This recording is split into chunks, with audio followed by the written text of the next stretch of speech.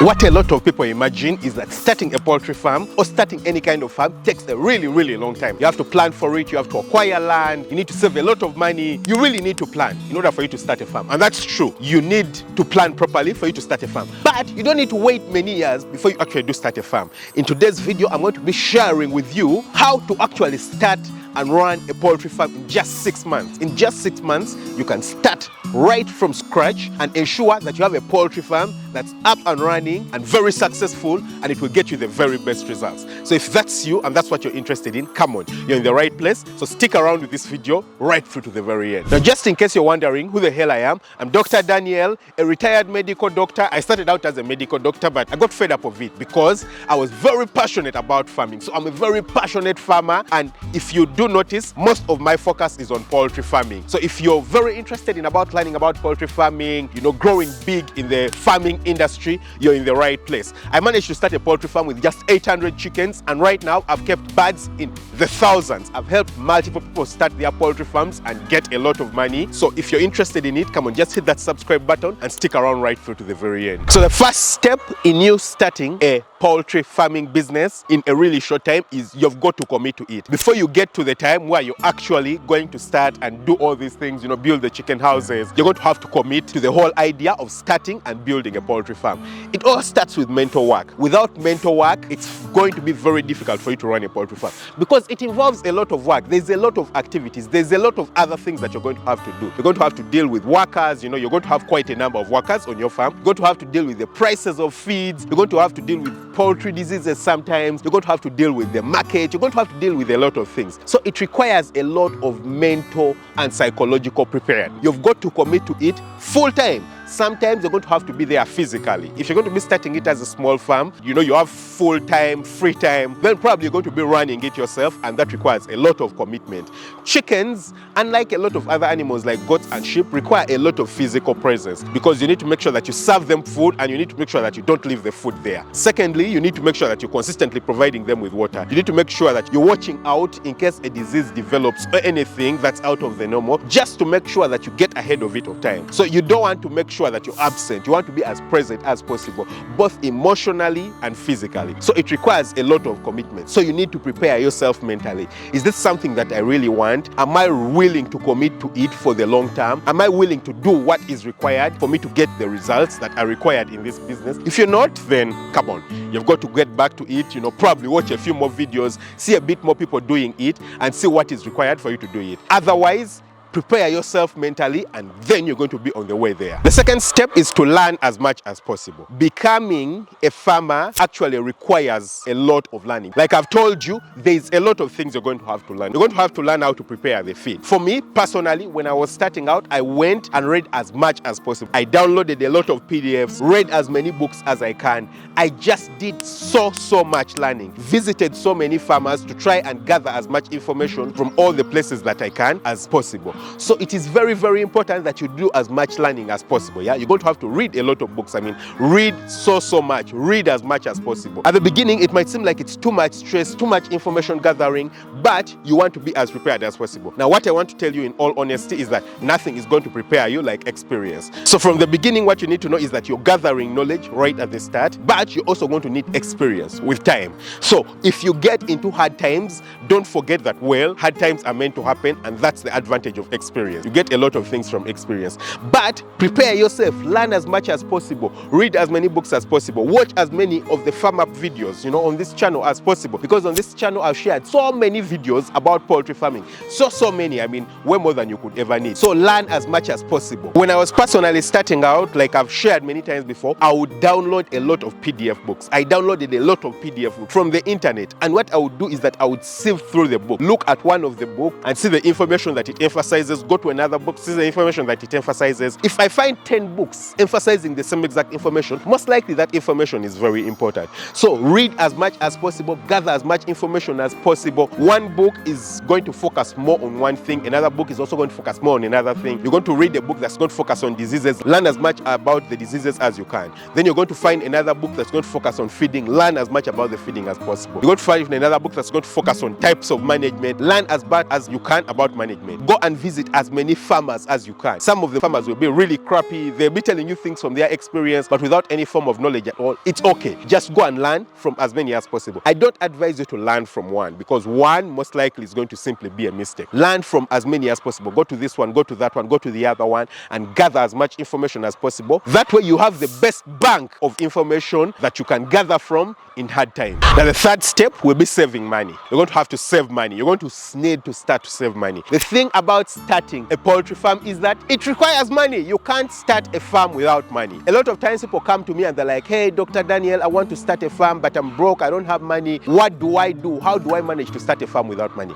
Guys, it's not possible for you to start a farm without money. You need money, because what you're going to need, land. Land is going to require you to get money. You're going to need, the chicken houses. They're going to require you to get money. You're going to need the chickens themselves. They need money. You're going to need feed. They need money. So you need to save as much as possible. Now, what you need to understand is that you don't need to have too much money to start. That's the mistake people keep thinking. They keep thinking that for you to start a farm, you need to have too much money. No, you don't need to have too much money. You just need to make sure that your money is planned. You need to make sure that you buy land in the correct place. You don't need to buy a very huge chunk, but it's advisable that you buy in a place where you can expand. A lot of times people think about buying land in, urban settings. Sometimes that's not what you need. Yeah, sometimes doing it in a really rural setting might work. So you just need to make sure that you plan properly in terms of your money. What I advise you to do is find some form of job and work. Don't just go around begging for money. Now, there are a lot of ways that you can finance a farm. Yeah, one of them is of course through a bank loan. Another one could be through your own savings. Another one could be through, asking for money from your colleagues, your family, and things like that. What I advise you to do is to save your very own money. I don't advise you to start a farm while using money from the bank. It's possible for you to actually start a farm and thrive using money from the bank, but number one, it's difficult for you to count the cost. It's easier for you to commit to the farm when you've invested your very own money. You're more likely to push through with it, ensure that it succeeds when you invested your own money. If you invested other people's money, well, the commitment is not as much. But secondly, just in case it fails, because honestly, it can fail, you don't want to have a bank loan, because then you're going to be in trouble. If it fails when it was your own money, usually probably because it was a mistake or something like that, it's easier for you to gather yourself and start again, compared to if you have to pay back interest in a bank and then you use your staff as security. They're going to come and want to take it. So save your own money. Get a job, work as much as possible. I personally, when I started out, I was working as a doctor. So I saved my own money, used my own money, saved it, and then I started my farm, and here I am. I've gotten to really huge figures simply utilizing the money that I started out with. Not too much money. The fourth step is identify a proper place. Now, if you're going to be starting a farm, it's very important that wherever you start the farm is the right place. Where you start your farm is actually a deal breaker. If you start your farm in the wrong place, you're going to suffer. I see a lot of people who start their farms in urban places. Starting your farm in an urban place could actually be a very, very terrible idea. Really terrible idea. Why? Because usually in urban places, number one, there's not a lot of land. So if you want to expand, that could be a problem. Secondly, you're going to cause a lot of noise pollution. People are going to be complaining about, smells from the chicken houses. My chicken houses don't smell. For example, I'm here recording a video, but I'm not smelling anything because I'm using deep litter. But some people use cages. Some people don't use their deep litter well, and then the place just starts smelling. That becomes a problem. So you want to make sure that you don't start it in an urban place sometimes. Thirdly, a lot of times in urban places, there's a lot of competition. People have started farms around those areas before, and the farms have done well. So there's a lot of competition. So sometimes you want to avoid an urban place. But also, the rural places sometimes have the advantage, I'm not saying always, but sometimes have the advantage of little competition, depending on the kind of product you want to be selling. If you're going to be selling eggs, like I do sell eggs on this farm, it's easier usually to sell them in rural areas because there's less competition there. But if you're going to be selling chickens for meat, it's harder to sell them in rural areas, because in rural areas, for me, for example, in my country, people only consume their local chickens.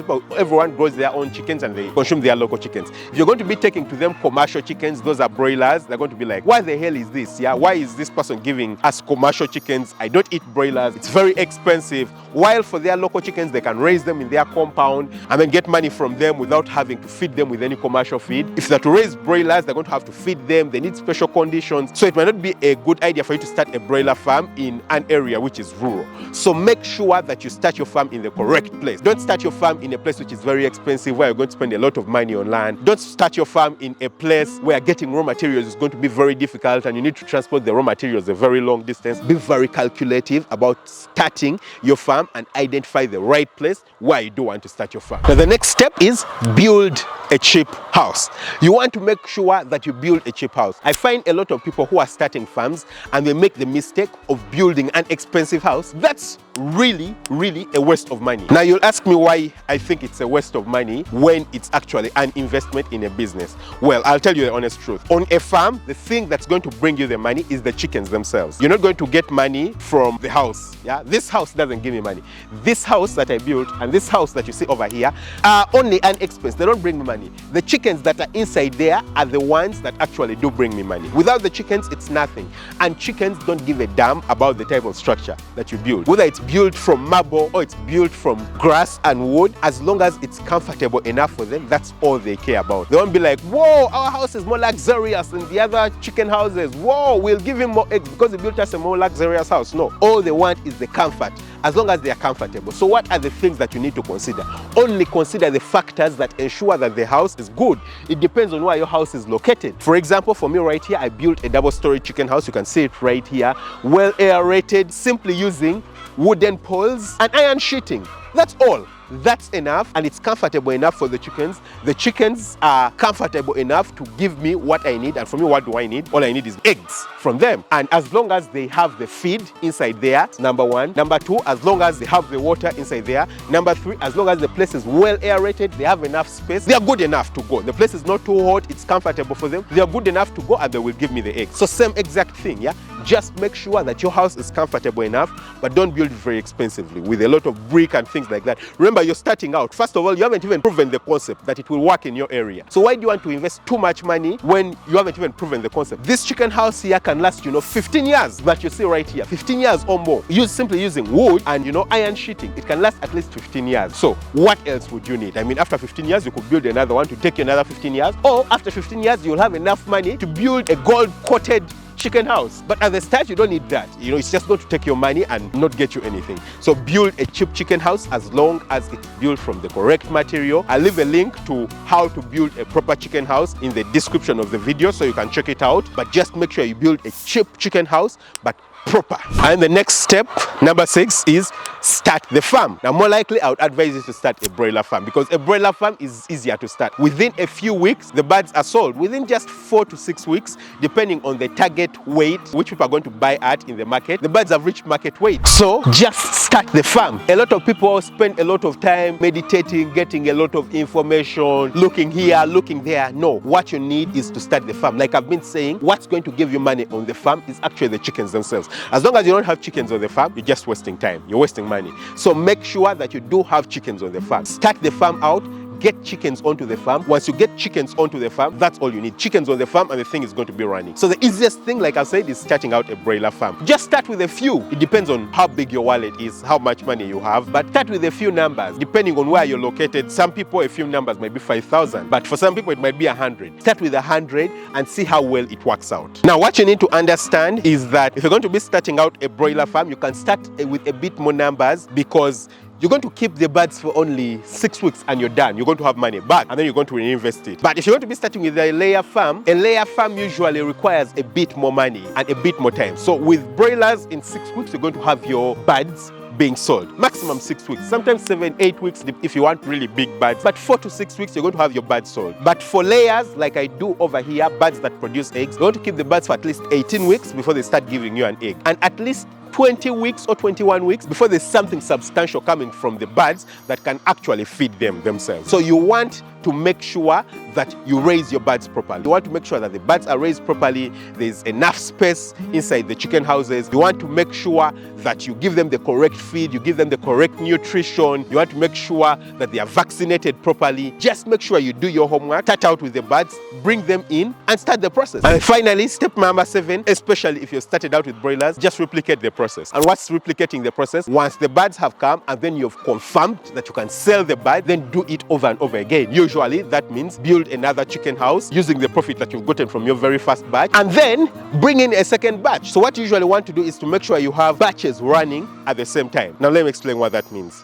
If you have broilers, you raise them until 3 weeks. If you plan on selling them at 6 weeks, raise them until 3 weeks. And then when they are 3 weeks old, you bring in another batch, so that when the other ones are 6 weeks old and you've sold them, you have another batch that's 3 weeks old. That way you keep your market running. In fact, sometimes you can even bring in birds every 2 weeks. So once one batch reaches 2 weeks, you bring in another one. While the first batch is at 4 weeks, you bring in another one. Then that means every 2 weeks you're going to have a batch of birds to sell. And that means that you're going to be able to continuously satisfy your market, and then you're going to have money coming in. Nothing complicated about it. So I hope you've enjoyed this video. It's a quick template of how to actually start and run a poultry farm in just 6 weeks, and you actually have a lot of money in your bank account. Don't forget to hit the subscribe button, smash the notification bell, that way you never miss out an upload. It's getting quite hot. I need to get going. Catch you very soon with another video. Lots of love. Bye-bye.